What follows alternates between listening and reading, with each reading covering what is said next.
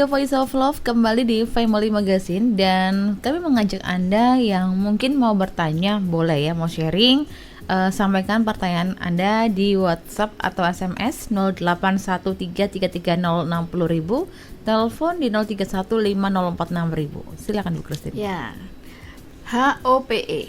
H yang pertama ya, humbleness, humility atau kerendahan hati. Itu akan membawa kita kepada pemulihan ya. Yang kedua O, HO. O yang kedua adalah obedience. Obedience itu artinya adalah ketaatan. Ketaatan untuk apa? Ketaatan untuk melakukan firman. Kan pusatnya atau arah dari kehidupan kita ini adalah melakukan firman, gak ada lain gitu ya. Jadi taatnya untuk apa? Taat melakukan firman. Di dalam Matius 7 ayat 24, dibantu Debbie ya membacakan. Baik, Matius 7 ayat ke-24, demikian bunyi firman Tuhan. Setiap orang yang mendengar perkataanku ini dan melakukannya, ia sama dengan orang yang bijaksana yang mendirikan rumahnya di atas batu. Ya, ya. Yang kedua, obedience ini adalah tadi dibilang orang yang melakukan firman, mendengar dan melakukan firman itu seperti orang yang bijaksana. Wah, keren. Ini juga kita butuhkan, kebijaksanaan, menjadi orang yang bijaksana di tahun 2021. Ini kita perlukan. Ya, kita kalau memiliki kebijaksanaan gitu, kalau kita ini terbangun menjadi pribadi yang bijaksana, wah saya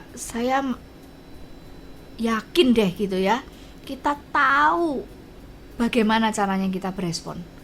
Kalau kita jadi orang bijaksana, pasti kita tahu caranya berespon benar untuk tiap-tiap situasi dan peristiwa yang kita hadapi. Nah, ternyata untuk bisa menjadi orang yang bijaksana itu adalah mendengar dan melakukan firman Tuhan. Ya, saya ulang ya, untuk kita bisa menjadi bijaksana, makanya kalau ada orang bilang begini, wah, saya ini adalah orang paling bijaksana di muka bumi ini gitu ya, atau paling bijaksana di antara kalian semua gitu ya.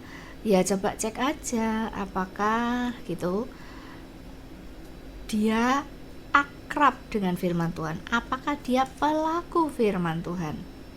Apakah dia menghormati firman Tuhan, cinta akan firman Tuhan. Karena firman Tuhan yang menulis bahwa orang bijaksana itu dihasilkan dari membaca, merenungkan dan melakukan firman Tuhan. Ya, menghormati firman Tuhan itu dalam hidupnya. Ya.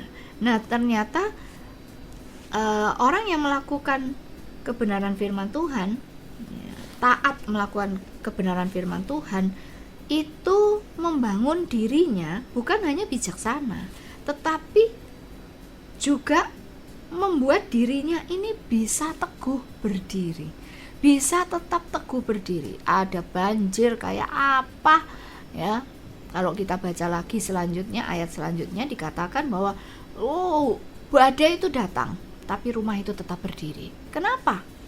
Karena kehidupan yang dibangun dari mengerjakan firman Tuhan itu akan kokoh, tetap berdiri, karena firman ini adalah kebenaran yang sejati gitu ya. Kalau namanya kebenaran yang sejati itu tidak tergoyahkan. Kebenaran yang sejati itu tidak mudah roboh, tidak mudah hancur. Jadi pribadi yang membangun dirinya dengan kebenaran, dengan melakukan kebenaran firman Tuhan, akan menjadi pribadi yang teguh berdiri. Apapun hempasan badai yang menimpa hidupnya, dia tetap teguh berdiri. Kenapa? Di dalam dirinya ada kebijaksanaan. Ya, firman yang dibaca, direnungkan, dilakukan, membangun kebijaksanaan yang membuat dia bisa berespon benar. Nah, ini yang membuat dia bisa tetap teguh berdiri. Amsal 13 ayat 13 ngomongnya begini, siapa meremehkan firman, ia akan menanggung akibatnya.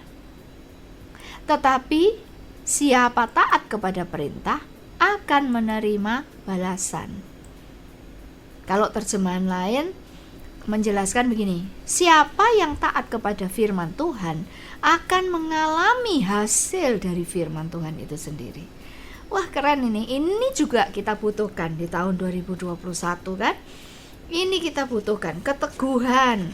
Gak ada yang bisa menjamin kita ini akan hidup aman nyaman saja di tahun 2021. Pasti tiap musim akan berganti gitu ya, berubah.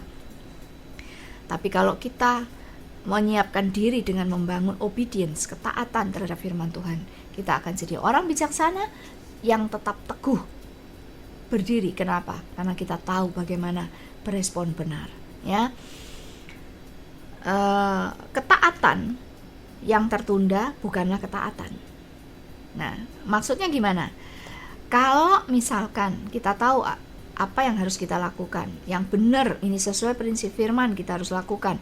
Lalu kita, enggak dulu dah, tak coba caraku dulu. Enggak dah, ini masih bisa dilakukan begini. Enggak, firman Tuhan ini terlalu kaku, firman Tuhan ini terlalu enggak up to date gitu ya, menyulitkan. Firman Tuhan ini mungkin membuat kita ini menderita. Udah, enggak dulu. Kita lakukan dengan cara yang lain, yang lebih mudah, yang lebih nyaman, yang lebih enak, yang lebih senang kita lakukan. Lalu nggak berhasil, ya.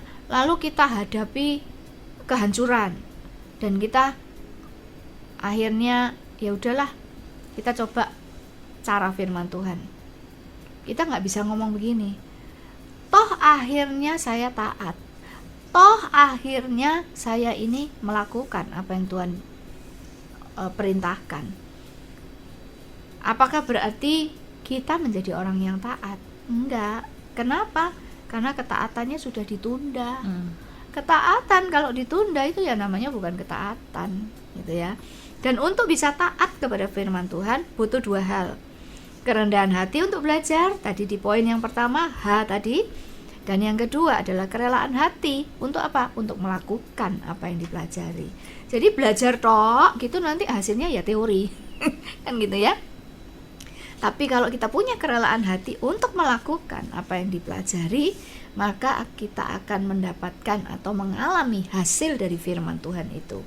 Kayak tadi, ya, firman Tuhan berkata bahwa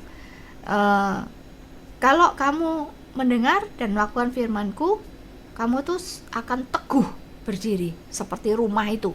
Badai datang, kamu tidak akan goyah. Nah, itu kita akan alami kalau firman-Nya dilakukan. Gitu kan?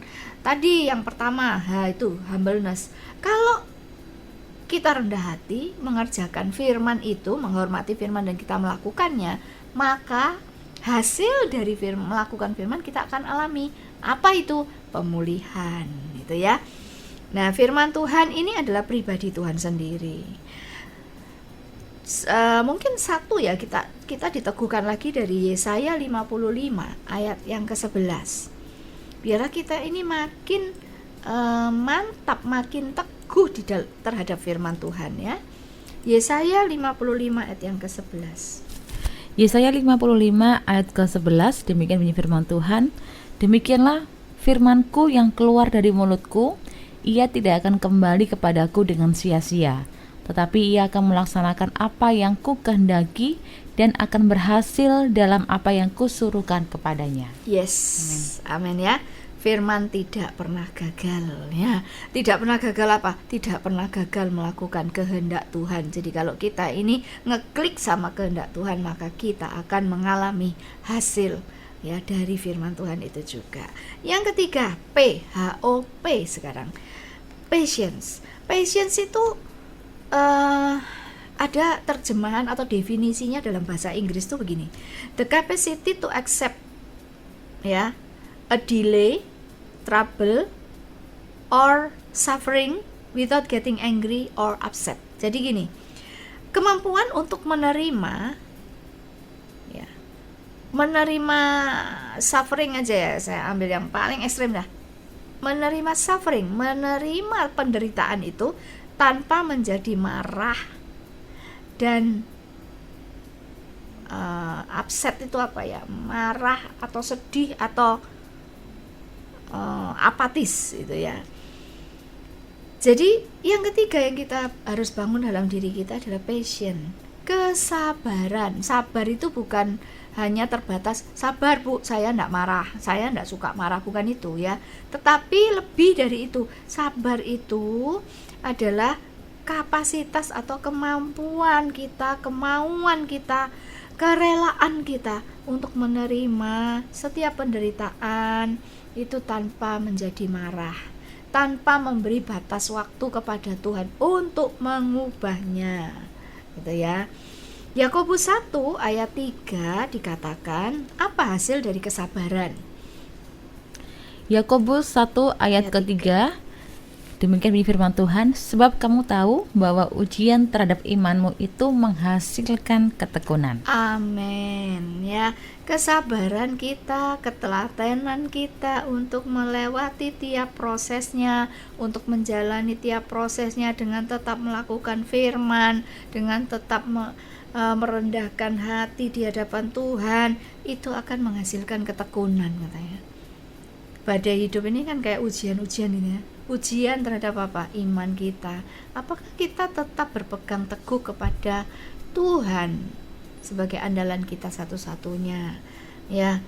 Nah, firman Tuhan tadi mengatakan ujian terhadap imanmu itu, iman yang benar kepada Tuhan yang benar itu akan menghasilkan ketekunan. Dan itu memang iya ya. Kalau saya bilang ketekunan tuh lebih ke arah ketelatenan. Persistence itu apa ya? Kita tetap bersedia melakukannya dan tidak berpikir untuk quit, tidak berpikir untuk putus asa, tidak berpikir untuk berhenti di tengah jalan gitu. Tekun terus dihasilkan, terus dilakukan gitu ya. Nah, sabar berarti sabar ini artinya apa? Sabar di dalam mengikuti caranya Tuhan. Benar kok ini ya. Kadang-kadang kita ngomong, loh sudah selesai Tuhan. Ternyata Tuhan bilang belum selesai. Benar ya? Kita ngomong pada, mungkin menurut kita, ya inilah udah endingnya itu ya, ini hasil akhirnya. Oh ternyata lu kok belum ya. Kayaknya mungkin kita berpikir kayaknya sudah saatnya saya ini mendapatkan hasil. Ya ternyata kok belum ya. Nah, dalam hal seperti itu tuh kita butuh yang namanya patience, kesabaran ya, untuk mengikuti caranya Tuhan dan mengikuti waktunya Tuhan.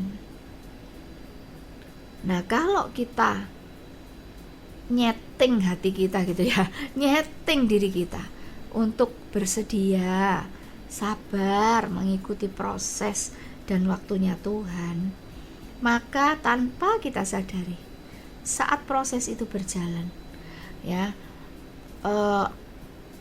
waktu terus berjalan, ini di dalam diri kita akan terbangun yang namanya ketekunan, ketelatenan gitu ya. Sabar itu bukan berarti nggak punya fighting spirit ya.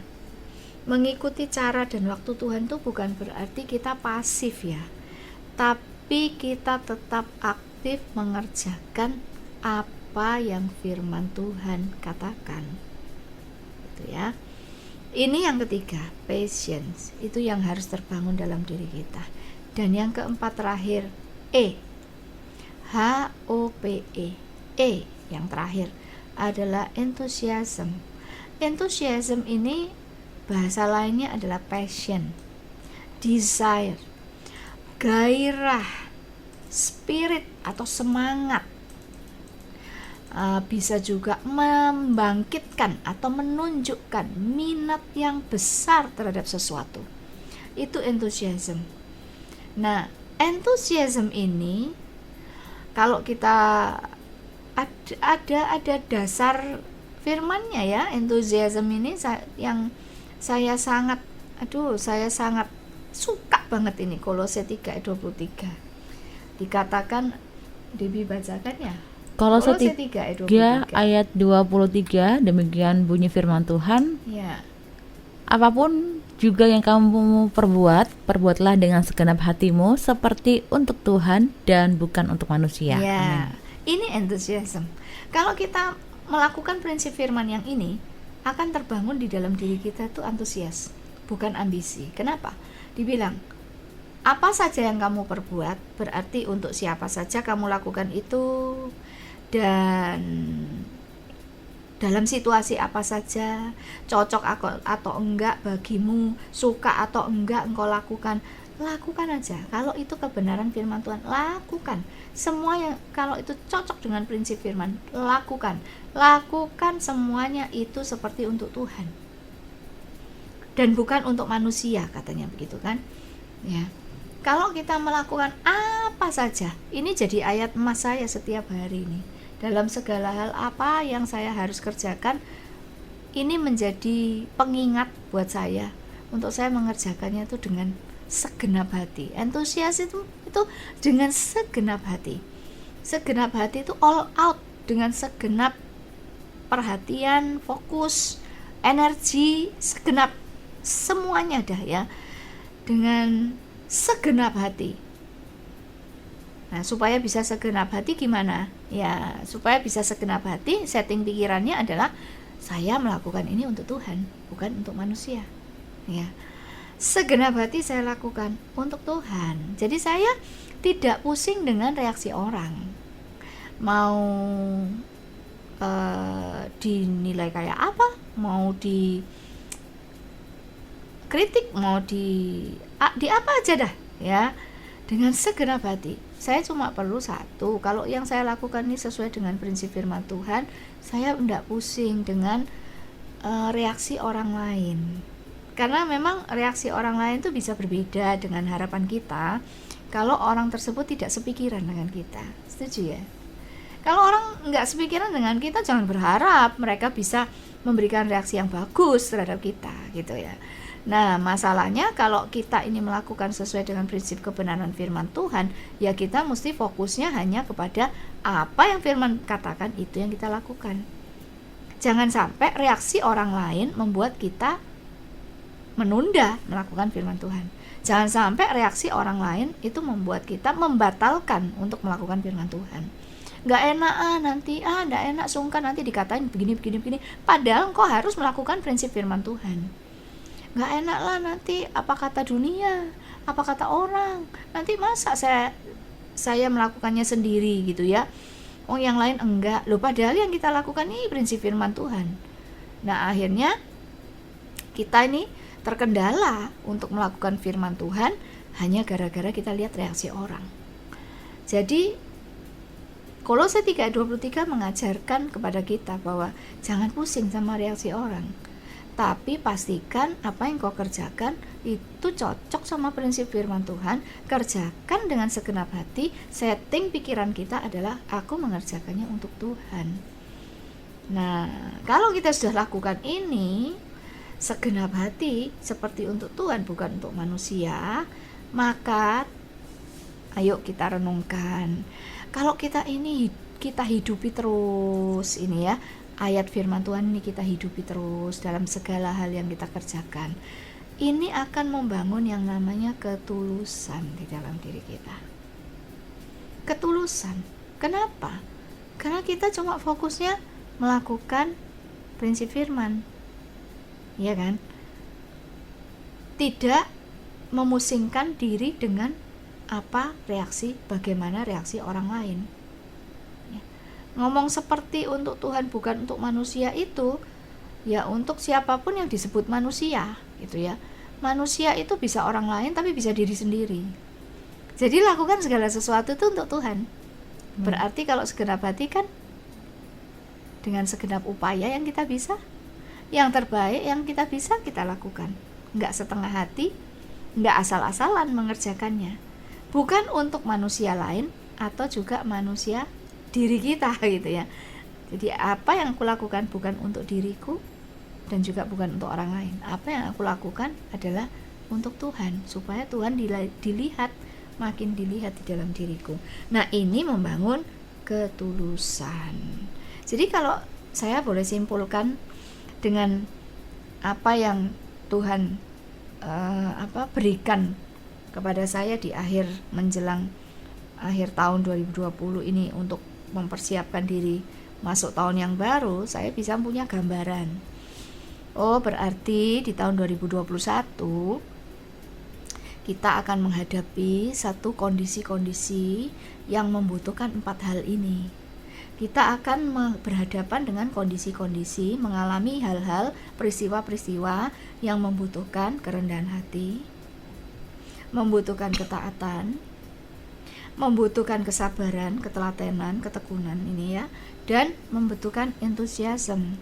Bangun entusiasme kita, bangun passion kita, bangun semangat kita, bukan dari apa yang kita bisa dapatkan, bukan dari apa yang mungkin orang lain setujui untuk kita lakukan, tetapi bangun entusiasme kita ini karena kita tahu apa yang sesuai kebenaran firman, dan kita lakukan dengan bersemangat itu karena untuk Tuhan semuanya. Dari situ akan menghasilkan yang namanya pemulihan, ya, keteguhan, menghasilkan juga ketekunan. Ketekunan tuh artinya tidak berhenti di tengah jalan, nggak mogokan, ya, tidak kehilangan harapan, dan juga menghasilkan ketulusan. Wah, keren. Kalau ini kita kerjakan sepanjang tahun 2021, kita akan menjadi satu pribadi yang benar-benar diperbarui.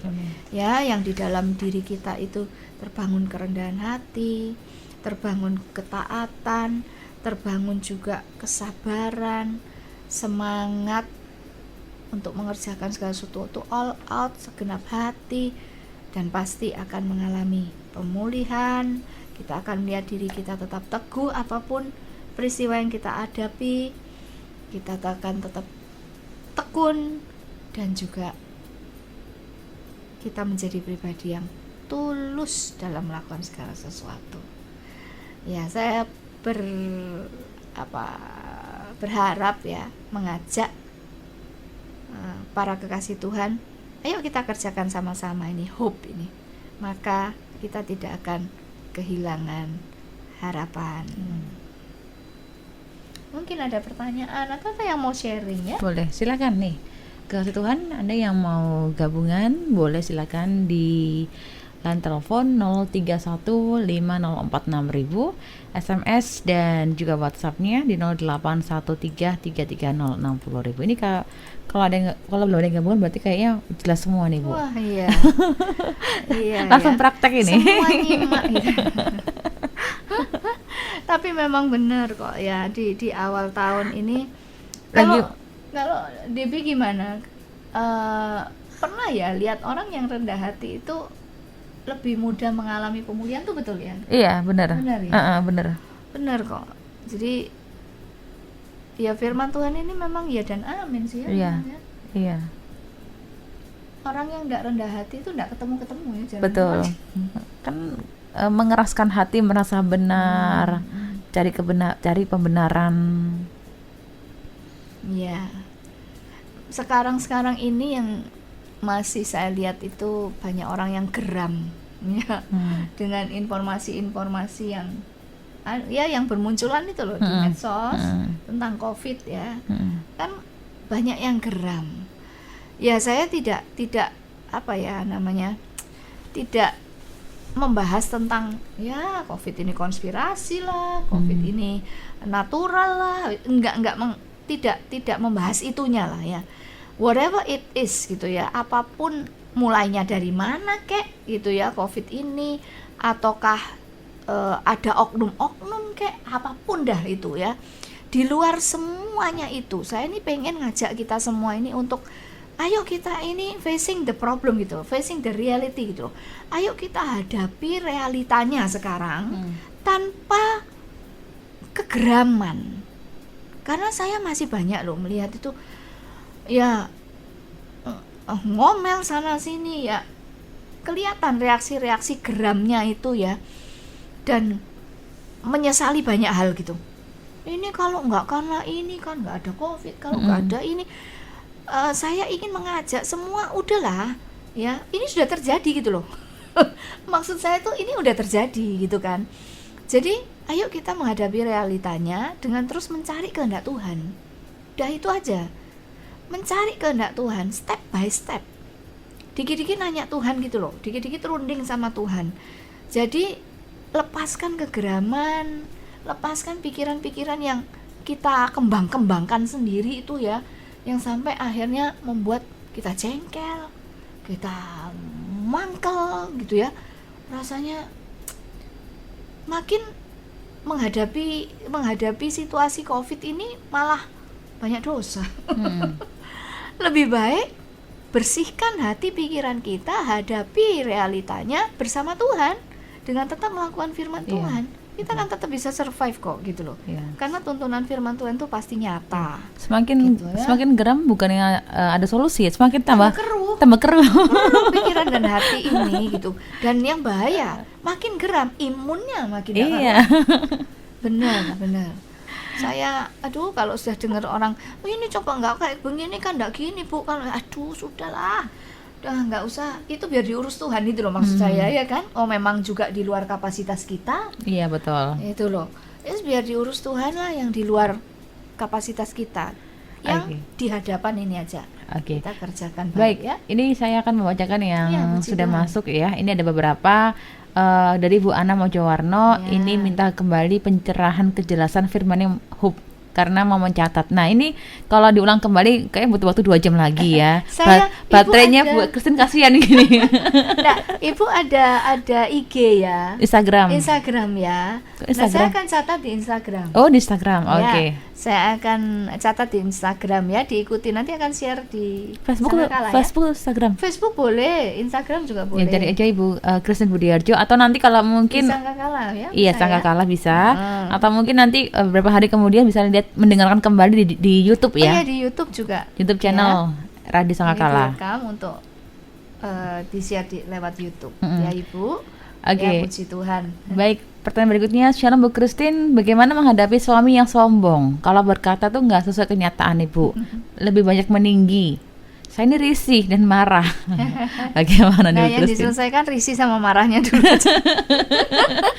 Jadi harus menerima kenyataan ya Bu ya. Gini, ya karena apa, kalau kita itu risih dan marah, berarti kita tanpa sadar nih ya, kita tuh pasang standar kan, ya toh. Kalau kita pasang standar kan gini loh, yang membuat kita risih dan marah ya biasalah kalau perempuan ya, itu kan pasti merasa gini, kudune gak ngono gitu.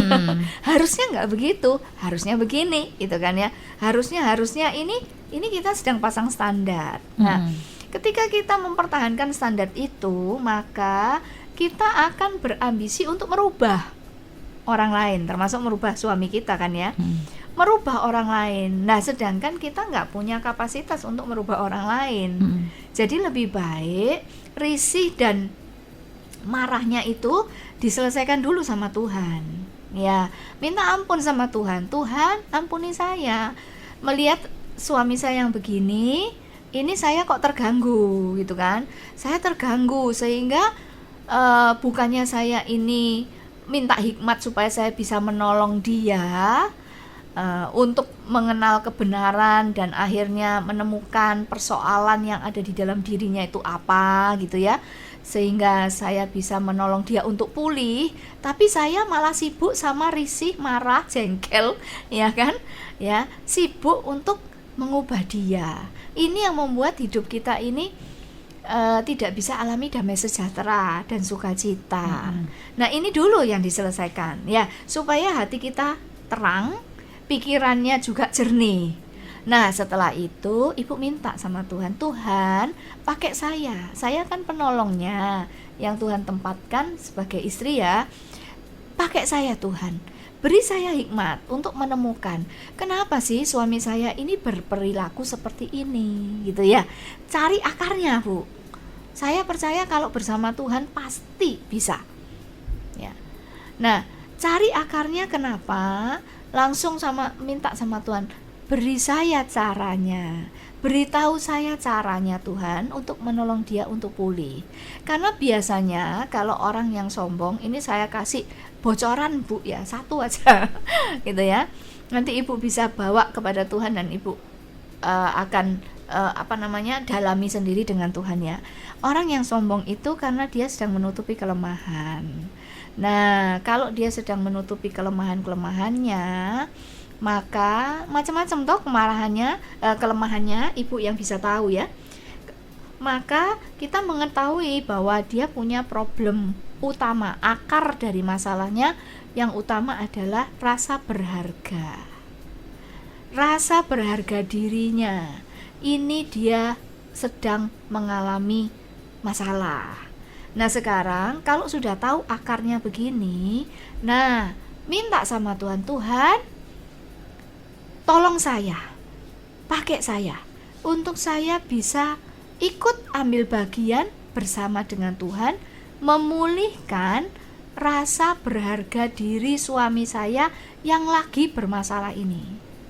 Jadi, sebetulnya orang yang menutupi kelemahan dengan ombes gitu, omong besar, itu karena dia butuh gitu loh untuk dihargai. Dia itu haus penghargaan, bahkan dia menjadi orang yang gila hormat gitu ya. Nah, ini bukan ya biasa, ini kan masalah manusia biasa. Oh, enggak biasa.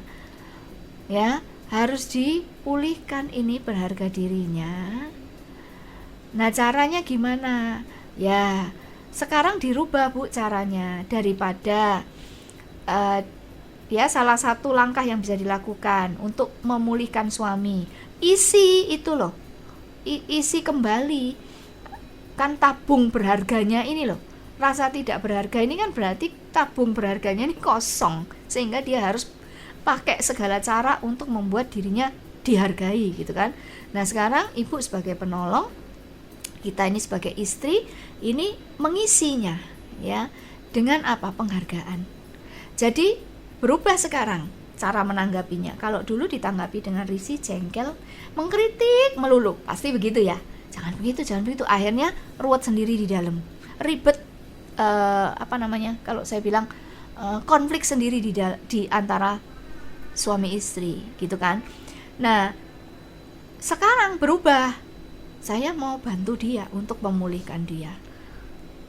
Saya tidak jadi pendakwa sekarang, tapi saya jadi penolong. Amin. Saya tidak jadi pengkritik sekarang, tapi saya mau bersama Tuhan cari tahu, ambil bagian untuk saya bisa ikut serta bersama Tuhan memulihkan suami saya. Isi tabung berharganya itu dengan apa? Misal mulai hal-hal kecil Bu. Misalkan suami bantu apa, ngomong deh, terima kasih ya Pak, gitu ya. Kalau nggak ada kamu ini mungkin aku kesulitan gitu loh.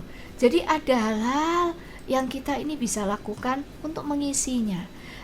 Tapi ya itu kuncinya, hati dan pikiran mesti diberesin dulu sama Tuhan. Ya, harus beres dulu. Baru setelah itu kita bisa dengan rela hati, lembut hati, ajak juga anak-anak, kasih penghargaan itu maksudnya berterima kasih, nggak usah lebay-lebay lah, nggak usah ya. Kalau memang Bapak melakukan sesuatu yang baik, berikan pujian, berikan penghargaan ya. Selamat berjuang Ibu, bersama Tuhan pasti bisa. Amin. Baik Ibu, silakan. Sudah, tidak ada lagi. Oke ya, mari kita akhiri, kita berdoa bersama-sama. Bapa, kami bawa hati, pikiran dan hidup kami kepadamu Bapak. Firman-Mu sudah mengajari kami, dan kami percaya Firman-Mu itu akan tumbuh.